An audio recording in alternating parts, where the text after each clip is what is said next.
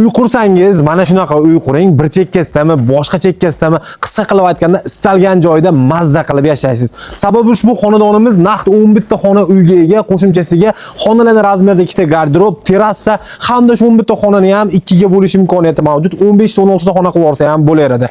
Orzu hududda joylashgan ushbu go'zal uyimizga yo'l yuzidan ham kirib kelsangiz bo'ladi. Yo'l yuziga taxminan 400 metr, 500 metr atrofida. Ikkinchi tomonimiz maktab piyonidagi kottejdan tugashidan kelishingiz ham mumkin. Ikki tomondan ham kelsa bo'ladigan joyimiz ko'rib turibsiz, qurilishiga umuman puldan ayab o'tirilmagan. Darvozaxonadan kirganimizda bizni ustumsiz mana shunaqangi hashamatli naves qismimiz kutib oladi. Uyimiz mana bu tomonni o'zi padali bilan hisoblasa 3 qavatli bo'lib ketar ekan, lekin men mana bu tomondagi 2 qavatli qismdan boshlayman. Demak, birinchi etажimizdan boshlasam, bu yerda uy dahliz ko'rinishida 2 xona uyimiz, o'rtasida alohida prixoshka qo'yadigan joy bilan birga proyekt qilingan, ichida sanuzeli ham bor. Qisqa qilib aytganda bitta xo'jalik uchun. Xuddi shu uyimizda pastda sokulli etaj, e'tibor bering, podval emas, sokulli etaj bo'ladi. Quyosh nuri yaxshi tushadigan qilishgan ekan. Bunda ham 2 xona uy dahliz ko'rinishida bo'ladi va ichida sanuzel bilan birgalikda proyekt qilingan. Mana shu joyi o'zida ikkita xo'jalik bemalol yashashi mumkin. Hali bizda целый 2 qavatli, umumiy olganda 3 qavatli binoyimiz ham bor. Buni ham hozir sizga birma-bir xonalarini ko'rsataman. To'liq pishig'ishda qurilgan ushbu xonadonimizni 2 qavatli imoratga kirishingiz bilan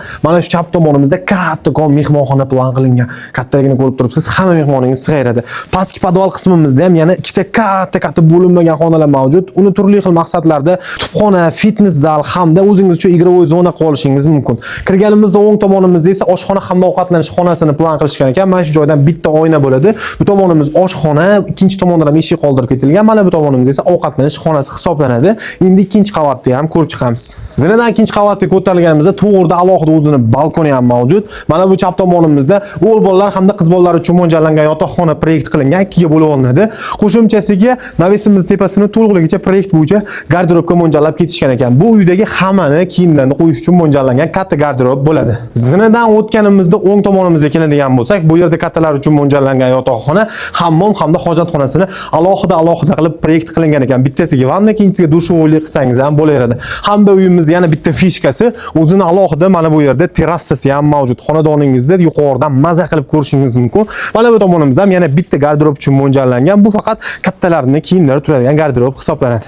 Xonadonimizda har bir qavatga panel bosilgan, ko'rib turib sifatli mahsulotlarni ishlatilgan. Hujjatlar joyida bo'lgan ushbu uyimizga suv hamda elektr tayyor tushirib qo'yishgan, gazam mahallada mavjud. Bog'chaga ham 200-300 metr atrofida yaqinlikda yaxshigina lokatsiyada hisoblanadi. Uyimizning narxi keladigan bo'lsak, $99,000, barakasiga ozgina o'tib beradigan joyi bor. Pastdagi telefon nomerini qoldiraman, bog'lanib ushbu hovlini sotib olishingiz mumkin.